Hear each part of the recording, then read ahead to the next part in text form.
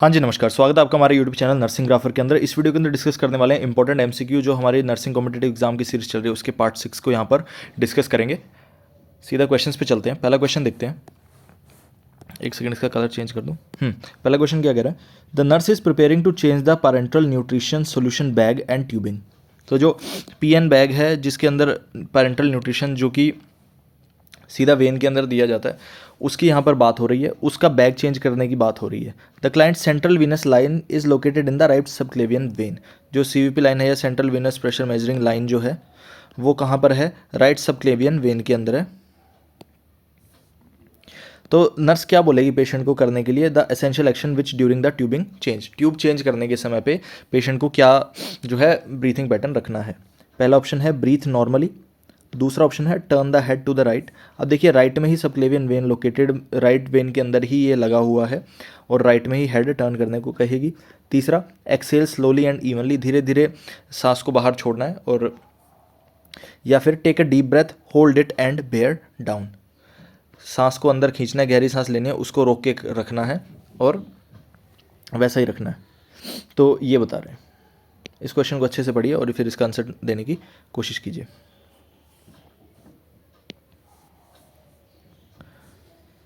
पढ़ लिया? तो सीधा सीधा है कि जो बैग है पैरेंटल बैग उसको चेंज करना है, उसकी ट्यूबिंग को चेंज करना है।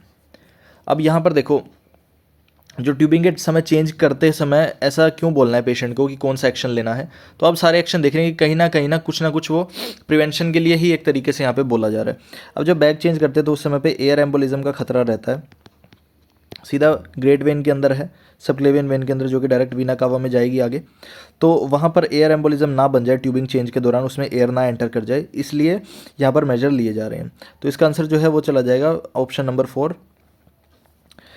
ऑप्शन नंबर 4 इसका आंसर चला जाएगा। ये रही सबक्लेवियन वेन के अंदर में और राइट साइड में ही है ये सीवीपी लाइन। ठीक है, ये सीवीपी लाइन है, इसके इस तरफ यहाँ पर पोर्ट्स होंगे कुछ और यहाँ पर पैरेंटल न्यूट्रिशन दिया जा रहा है। जब आरटी वगैरह से या और किसी तरीके से न्यूट्रिशन नहीं दे सकते तब पेरेंटल न्यूट्रिशन दिया जाता है। बैग्स आते हैं प्रॉपर प्रिपेयर्ड, उनके अंदर प्रोटीन, ग्लूकोज और अलग अलग तरीके के फॉर्मुलेशंस होते हैं, उनको यहाँ पर दिया जाता है। तो वो चेंज करते समय पेशेंट को बोलना है कि आपको वेलसेल्वा मैन्यूवर के अंदर जो है रहना है। इसके एक्सप्लेनेशन पढ़ लेते हैं। The client should be asked, answer समझ आ गया ना? ऑप्शन इसका जाएगा 4th। Access slowly and evenly, इससे कुछ नहीं होने वाला। Turn the head to the right, उसी राइट साइड में मूव करने से तो क्या होगा? मूव करो तो लेफ्ट में करो। ब्रीथ नॉर्मली से तो एम्बोलिज्म प्रिवेंट होगा ही नहीं। अब बोल रहा है the client should be asked to perform the Valsalva manoeuvre. Valsalva manoeuvre क्या है? यही चीज़ है, गहरी सांस लेना और उसको रोक करके रखना।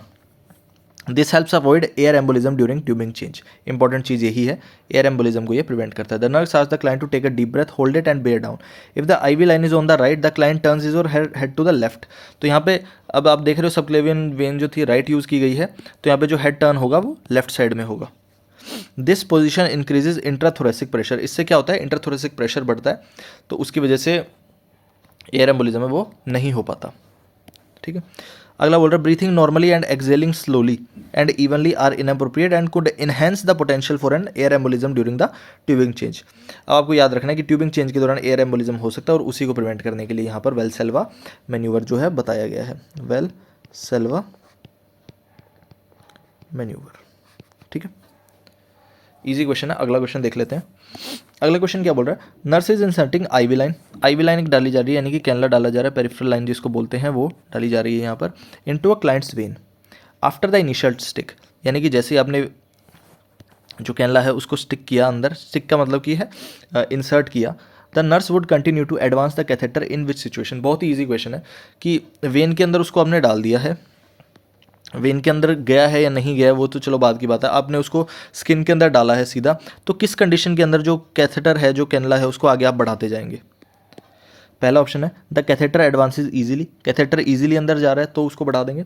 When is distended under the needle, जो वेन है वो फैल गई है नीडल के नीचे से। The client does not complain of discomfort, client कोई पेन वगैरह की कंप्लेन नहीं कर रहा है। या फिर blood return shows in the back flash chamber of the catheter. एक देखो तरीका होता है, ये क्वेश्चन तो चलो चल रहा है, इसके साथ साथ एक और बात बोलता हूँ। जब कई कई तरीके होते हैं ना एमसीक्यू टाइप के क्वेश्चंस को करने के, उनमें से एक तरीका ऐसा भी आता है, चाहे इसका एग्जांपल आप लास्ट क्वेश्चन के थ्रू देख लो चाहे इसके थ्रू देख लो, जिस ऑप्शन के अंदर ना सबसे ज़्यादा डिटेल्स दी होती है ना वो भी आंसर बनता है। हर बार नहीं बनता है लेकिन बनता है। जैसे इसके अंदर आपने देखा बाकी सब में सिंपल सिंपल चीज़ दे रखी थी, यहाँ पे सबसे ज़्यादा डिटेल दी हुई थी ऑप्शन नंबर 4 के अंदर, है ना। ऑप्शन 4 के अंदर सबसे ज़्यादा डिटेल्स थी। अब इधर भी देखते हैं सीधा सीधा, ये तो आपको पता है कि आप कैथेटर को आगे कब, उसको कैनला को कब आगे अंदर पुश करेंगे जब आपको ब्लड फ्लैश इसमें दिखेगा, यानी कि चेंबर के अंदर ब्लड आपको आना दिखना शुरू हो जाएगा। नहीं समझ में आ रहा था तो भी ये एक ऑप्शन बन गया। ये नहीं कह रहा मैं हर बार ये सही होता है इस तरीके से, लेकिन मोस्ट डिटेल भी आंसर बनता है। Blood return shows in the back flash chamber of the catheter. ये देखो ये इसका ऑप्शन चला जाएगा ऑप्शन नंबर 4। आपने कैनला इंसर्ट किया, वेन के अंदर जा रहा है, थोड़ा सा ये जो चेंबर है इसको जूम करके दिखा देता हूँ, ये वाला जो चेंबर दिख रहा है इसके अंदर आपको ब्लड शो हुआ, तो इसका मतलब आपका जो कैनला है वो सही पोजीशन में जा रहा है।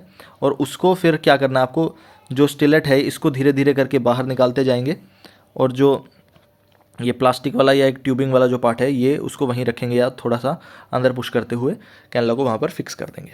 ठीक है, इस तरीके से आईवी कैनला जो है इंसर्ट किया जाता है। The IV catheter has entered the lumen of the vein successfully when blood flash shows in the IV catheter. The vein should have been distended by the tourniquet before the vein puncture was cannulated.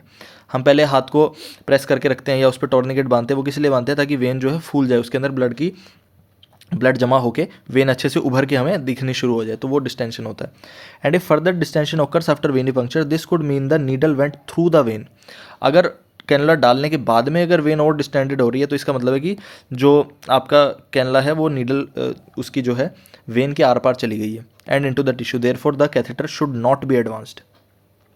Client discomfort varies with the client, the site and the nurses insertion technique and is not a reliable measure of catheter placement.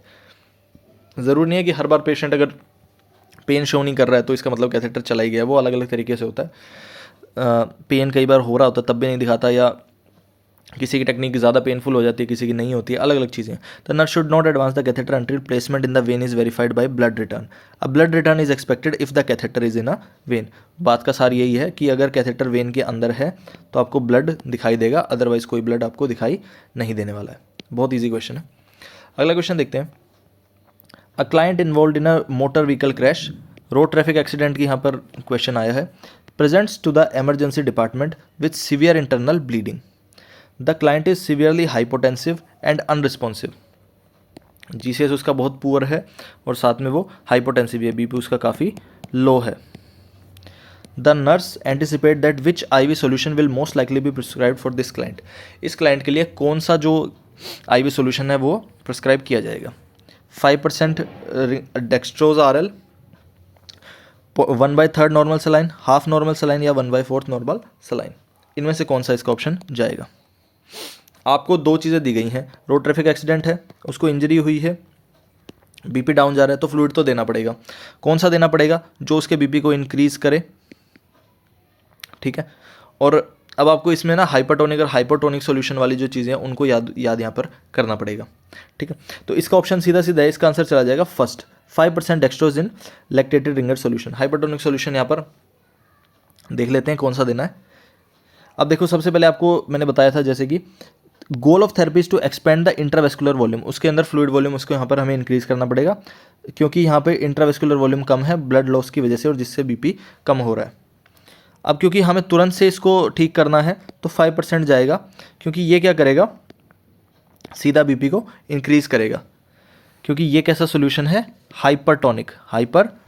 सीधा सा है। 0.9% जो है उसको बोलेंगे हम isotonic, उसको क्या बोलेंगे, आइसोटोनिक सॉल्यूशन, क्योंकि वो हमारे जो नॉर्मल NS आता है वो इतना ही आता है। अब इससे ज़्यादा है, अब देखो 5 तो 0.9 से ज़्यादा है, तो सीधा सीधा हाइपरटोनिक सॉल्यूशन यहाँ पर ये बन गया। और बाकी सारे सॉल्यूशन आप देख सकते हो 0.33 भी कम है, 0.45, 0.25, ये सारे क्या हैं, हाइपोटोनिक हैं, यानी कि इनकी टोनिसिटी कम है।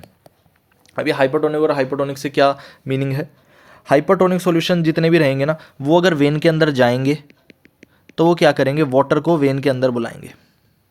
सीधा सीधा इतना याद रखो, वाटर को वेन के अंदर बुलाएंगे, तो इससे क्या होगा, जो वेन्स हैं उनके अंदर ब्लड बढ़ेगा, ब्लड वॉल्यूम बढ़ेगा और उससे बीपी डायरेक्टली बढ़ जाएगा। हाइपोटोनिक सॉल्यूशन क्या करेंगे, वो अगर जाएंगे तो वो वाटर लूज करवाएंगे, तो जो वेन्स के अंदर वाटर है वो बाहर और चला जाएगा। तो हाइपोटोनिक सॉल्यूशन नहीं देना, यहाँ पर हमें क्या देना है, हाइपरटोनिक सॉल्यूशन देना है। आगे पढ़ लेते हैं। द 5% डेक्स्ट्रोजन हाइपरटोनिक है, ये लिखा हुआ है यहाँ पे। Solution would increase intravascular volume and immediately replace lost fluid volume until a transfusion could be administered. यानी कि ब्लड ट्रांसफ्यूजन से पहले पहले भी है यहाँ पर, तब तक तो कम से कम वॉल्यूम को रिस्टोर करेगा और इससे बीपी बढ़ जाएगा। सोल्यूशन जो रिमेनिंग ऑप्शन में वो क्यों नहीं दिए जाएंगे, क्योंकि वो सारे हाइपोटोनिक हैं और बढ़ाने की जगह वो फ्लूइड को क्या करेंगे, सेल्स के अंदर पहुंचा देंगे, जिससे कि इंट्रावेस्कुलर वॉल्यूम और बीपी और कम हो जाएगा। ठीक है, तो जब हमें फटाफट से बीपी बढ़ाना है तो हमें हाइपरटोनिक सॉल्यूशन देना है। कौन सा? हाइपर। ये भी एक क्वेश्चन हुआ, समझने वाला क्वेश्चन है, जो हम बेसिक्स पढ़ते हैं फंडामेंटल, उनके अंदर ही आती हैं सारी चीज़ें। Hypertonic solution, acid base balance, electrolyte balance, ये सब है ना, एक एक करके। फिर से क्वेश्चन आया, द नर्स प्रोवाइड्स, एक second, the nurse provide a list of instruction to a client being discharge to home with a PICC line. PICC line कौन सी होती है? Peripherally inserted central catheter. PICC line के साथ में patient को घर पे डिस्चार्ज किया जा रहा है।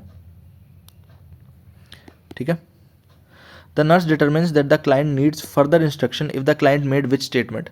फर्दर इंस्ट्रक्शन जब भी आ जाए ना, तो इसका मतलब है कि क्लाइंट को चीज़ समझ में नहीं आई है, पहली बात तो अब स्टेटमेंट पढ़ते हैं, उसने क्या स्टेटमेंट दी? I need to wear a medical tag or bracelet, मुझे ब्रेसलेट पहनना पड़ेगा।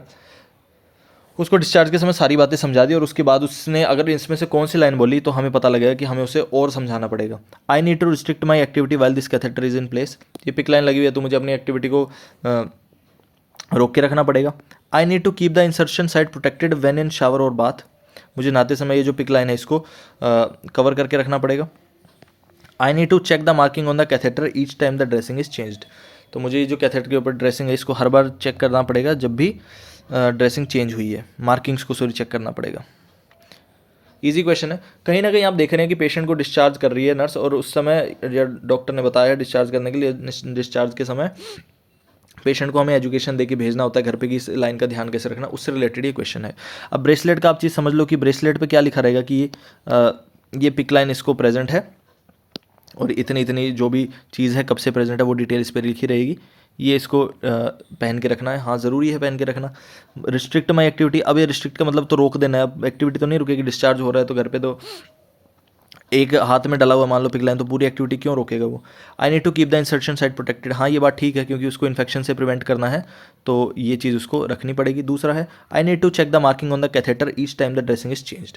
अब मैं आपको फोटो दिखा देता हूँ पहले पिक लाइन की, फिर आपको अच्छे समझ में आएगा। हालांकि मार्किंग्स, अब ये भी ऑप्शन सही है क्योंकि ऑप्शन सही है लेकिन आंसर नहीं है, इनमें से कोई भी आंसर होएगा सेकंड इसका। अब देखो ये चौथा वाला क्या कह रहा है कि मार्किंग को चेक करना है जब भी ड्रेसिंग चेंज करें। मार्किंग क्यों चेक करेंगे? ताकि हमें पता लगता रहे कि ये लाइन बाहर तो नहीं आ रही है या अपनी जगह से डिस्प्लेस तो नहीं हो रही है ना, इस चीज़ के लिए। पहले फ़ोटो देख लो, ये रिपिक लाइन, ये आपका कैथेटर हो गया, इस तरीके से होता है ये यहाँ से इंसर्ट कर देते हैं। कहाँ पर इंसर्ट करते हैं? ये पेरिफेरली इंसर्टेड, यानी कि पेरिफेरली में से, पेरिफेरी हाथ वगैरह के अंदर से ही डाला गया है इसको, यहाँ से जा करके और ये सुपीरियर वेना के थ्रू पहुँच जाता है यहाँ पर, है ना। पेरिफेरल से इंसर्ट किया और सेंटर में पहुँच गया, इसलिए इसको पिक लाइन बोलते हैं, पेरिफेरल इंसर्टेड सेंट्रल कैथेटर। अब ये देख लो, ये यहाँ पे एक पर्सन के हैंड में डला हुआ है।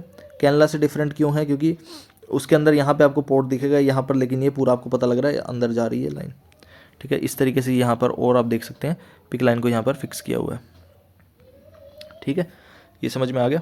इसका ऑप्शन क्या जाएगा? I need to restrict my activity while this catheter is in place. ये स्टेटमेंट गलत हो जाएगी। क्यों गलत हो जाएगी देख लेते हैं।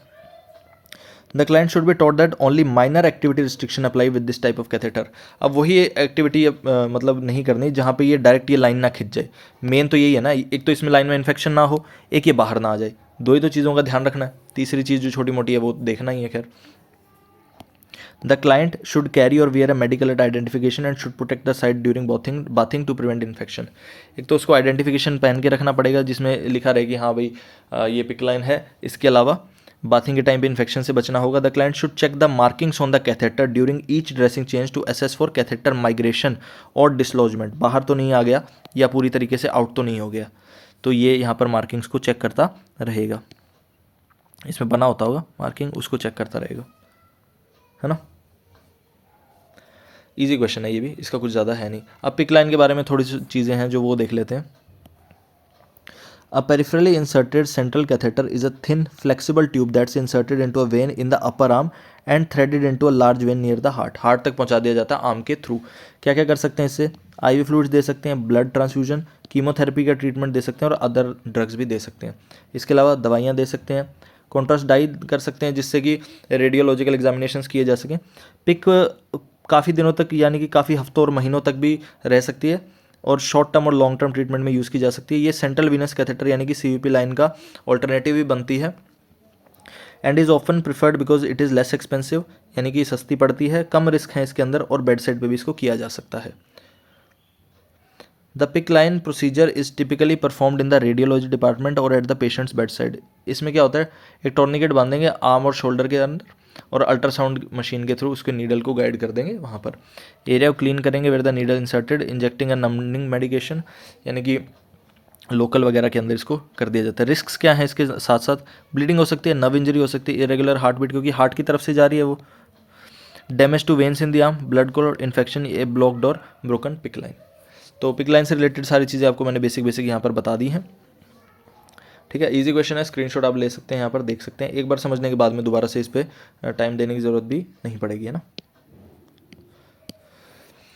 अगला क्वेश्चन क्या कह रहा है ये देख लेते हैं फटाफट।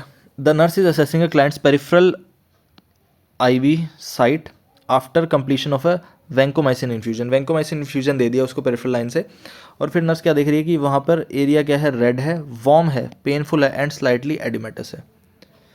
Proximal to the insertion point of the IV catheter. IV catheter से प्रोक्सिमल के ऊपर जो है जस्ट जहाँ पे IV कैथेटर इंसर्ट है उसके इंसर्शन पॉइंट से थोड़ा सा ऊपर क्या बोलते हैं, ये सारी चीज़ें देखने को मिली हैं। At this time which action by the nurse is best? Check for presence of blood return, blood वापस आ रहा है यानी उसमें से खींच के देखना, IV साइट को हटाना और दूसरी जगह पे लगाना, document the finding and continue to monitor the IV site, इस चीज़ को रिपोर्ट में लिख लेना और फिर आगे भी मॉनिटर करते रहना, या फिर HCP को बुलाना यानी कि डॉक्टर को बुलाना, health care provider, and request that the vancomycin be given orally. Doctor को बुला के बोलना कि ये वैंकोमाइसिन जो है इसका तो ओरल टैबलेट्स कर दो इंजेक्शन की जगह। इसका आंसर ट्राई कीजिए, क्या आंसर आएगा इसका?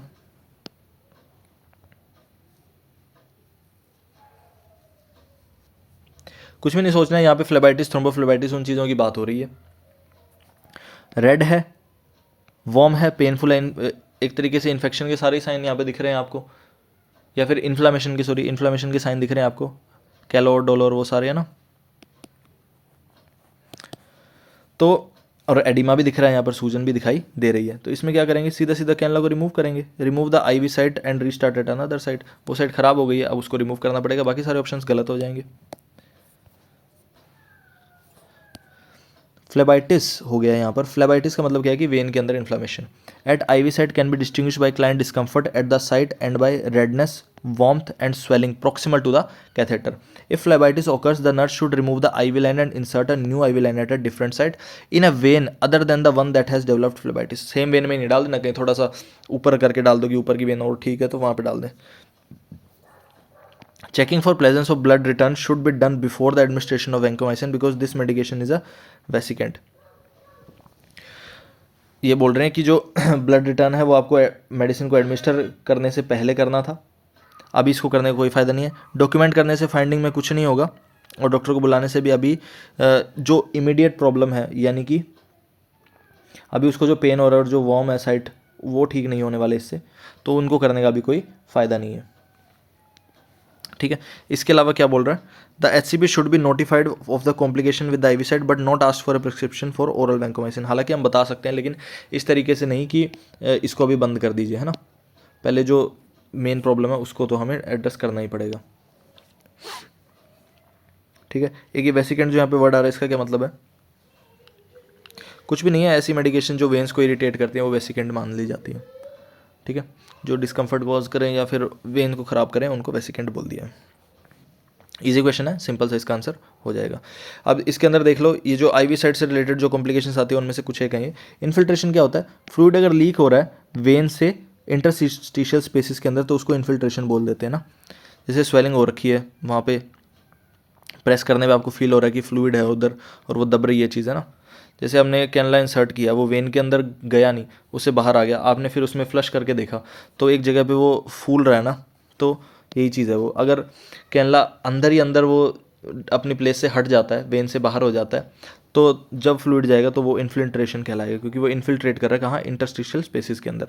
इसके अलावा फ्लेबाइटिस क्या होता है वो बताई दिया, इन्फ्लामेशन है वेन का, जो किससे हो सकता है, मैकेनिकल या केमिकल मेडिकेशन, ट्रोमा और फ्रॉम अ लोकल इन्फेक्शन, इन किसी भी चीज़ से हो सकता है। थ्रोम्बोफ्लेबाइटिस कब बन जाता है, जब उसी फ्लेबाइटिस के अंदर क्लॉट का डेवलपमेंट हो जाए, वो हो गया थ्रोम्बोफ्लेबाइटिस, थ्रोम्बस बन गया वहाँ पर। ये क्वेश्चन भी हुआ, इजी क्वेश्चन है। अगला क्वेश्चन देख लेते हैं। The nurse is preparing a continuous IV infusion prepare कर रही है मेडिकेशन कार्ट में। As the nurse goes to insert the spike end of the IV tubing, यानी कि आईवी जो ट्यूबिंग है उसको जैसे ही आईवी बैग के अंदर डाला, ट्यूबिंग नीचे गिर जाती है and the spike and hits the top of the medication. Spike क्या चीज़ है यहाँ पर, इस तरीके से जो बना हुआ था, यहाँ पे चेम्बर हो गया आपका, और यहाँ पर पूरी आईवी की ट्यूबिंग है, आईवी सेट जो जिसको बोल देते हैं हम, वो पूरा यहाँ पर लगा हुआ है। और आगे की तरफ से यहाँ पर क्या है, जो पेशेंट के आईवी कैनला के अंदर जाकर के कनेक्ट हो जाएगा, और ये क्या करेगा, फ्लूइड को डिलीवर करता है इस तरीके से, है ना। तो इसको अब बैग के अंदर डालते हैं ना, आईवी बैग के अंदर या एनएस की बोतल के अंदर इसको कनेक्ट कर रहे हैं आप। तो ये जो स्पाइकर एंड है इसकी बात हो रही है यहाँ पर, इस वाले स्पाइकर की बात हो रही है। वो क्या कर रही थी, मेडिसिन प्रिपेयर कर रही थी, ये नीचे गिर गया सीधा आईवी ट्यूबिंग। तो क्या करना है, क्या एक्शन रहेगा, obtain a new IV bag, obtain new IV tubing, wipe the spike end of the tubing with povidone iodine, Betadine से उसको वॉश कर सही कर देंगे, या फिर scrub the spike end of the tubing with alcohol swab, या फिर एल्कोहल स्वैब से उसको साफ करके फिर से यूज़ कर लेंगे। तो इसमें से क्या करना है, कुछ भी नहीं है, तो बेसिक्स है, काफ़ी सारी डिटेल दी हुई है क्वेश्चन के अंदर, सीधा सीधा आपको पता है।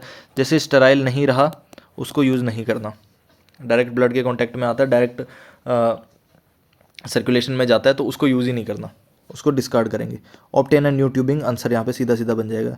नए आईवी बैग लेने से कुछ रिलेशन नहीं है, और पोविडोन आयोडीन और एल्कोहल स्वैब से भी साफ़ करने से वो साफ़ नहीं होने वाला। इसका आंसर क्या चला जाएगा, obtain a new IV tubing. The nurse should obtain new IV tubing because contamination has occurred and could cause systemic infection to the client. Contaminate हो गया, अब हटाना है। नया IV बैग लेने की कोई ज़रूरत नहीं, वो गंदा हुआ ही नहीं, because bag was not contaminated. Wiping with povidone iodine or alcohol is insufficient and is contraindicated because the spike will be inserted into the IV bag. तो IV बैग में जब वो स्पाइक जाएगा तब भी वो मेडिसिन को भी ख़राब कर सकता है वहाँ पे, क्योंकि उसके अंदर आपने बीटाडिन और अल्कोहल ये सब डाल दिया, आपको नहीं पता कि वो मेडिसिन से क्या रिएक्ट करता है। If an item is contaminated, discard it and obtain a new sterile item. सीधी सीधी बात है, स्टेरिलिटी का प्रिंसिपल यहाँ पे यूज़ होगा। लास्ट क्वेश्चन आज की वीडियो का। The nurse has a prescription to hang a 1 litre IV bag of 5% dextrose in water, 5% DW यहाँ पर यूज़ करने की बात हो रही है, विद 20 मिलीक्विलेंट ऑफ पोटेशियम क्लोराइड। उसके अंदर KCl चल रहा है 20 मिलीक्विलेंट, 10 ml उसमें KCl आपने डाला हुआ है। Nurse also need to hang an IV infusion of piperacillin tazobactam, ये क्या है, एंटीबायोटिक है, piptaz piperacillin tazobactam. The client has 1 IV site, उसके पास एक IV लाइन है।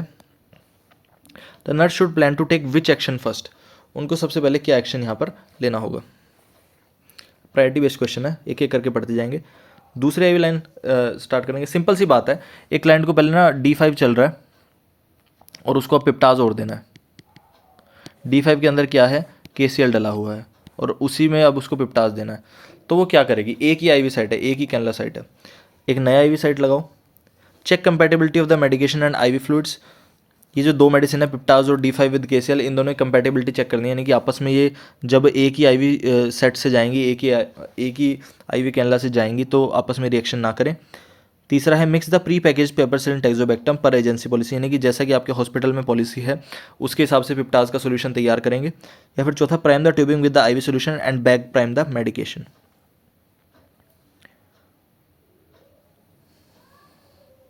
इसका आपको आंसर देना है,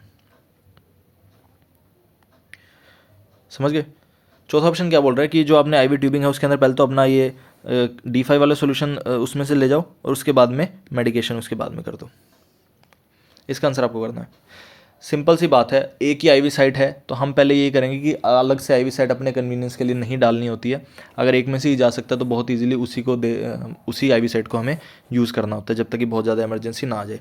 तो उसी साइट में से देने की कोशिश करेंगे, लेकिन पहले उससे हमें कंपैटिबिलिटी चेक करनी है, किसकी, मेडिसिन की। मेडिकेशन की कंपैटिबिलिटी चेक करना ज़्यादा ज़रूरी है। अगर वो दोनों दी जा सकती है तो ये सेम IV साइट से दी जाएंगी, अदरवाइज़ हम क्या करेंगे, नई IV साइट लगाएंगे। सेकेंड IV सेट लगाएंगे। हालांकि तीसरा और चौथा ऑप्शन सही है, लेकिन यहाँ पे उनका यूज़ नहीं है। पाइपरसिलिन टेजोबैक्टम को हमें हॉस्पिटल की पॉलिसी के अकॉर्डिंग ही उसको डाइल्यूट करना है या फिर उसका सोल्यूशन प्रिपेयर करना है। और ये वाला भी सही है, prime the IV solution and then back prime the medicine. अगर वो कंपेटेबिलिटी ठीक निकलती है तो हम इसको यूज़ करेंगे। जो इसका एक्सप्लेनेशन दे रखा है वो देख लेते हैं। When hanging an IV antibiotic the nurse should first check compatibility of the medicine and the IV fluid currently prescribed. Compatibility सबसे पहले चेक करना ज़रूरी है। अगर फ्लूइड और मेडिसिन इनकम्पैटिबल हैं तो उनको एक ही लाइन में देना ज़रूरी नहीं होगा, सही नहीं होगा। और दूसरा जो IV साइट है, सेकेंड IV साइट को स्टार्ट करना ही यहाँ पर इंपॉर्टेंस ले जाएगा। अगला देखते हैं, if they are compatible the nurse should hang them together so as to avoid having to start another IV site. After this, अब एक में ही हैंग कर दिए 2 बोतलें। The nurse should prepare the prepacked piperacillin tazobactam per agency policy. उसको medicine को जो है प्रिपेयर करेंगे यहाँ पर, उसके जो वाइल है या जो उसका कांच की शीशी है उससे। Then prime the tubing with IV solution. Prime का मतलब क्या होता है, उसमें पहले उस सोल्यूशन को ले जाना। And then back prime the medication. Back priming से क्या होगा, prevents any medication from being lost during the priming process.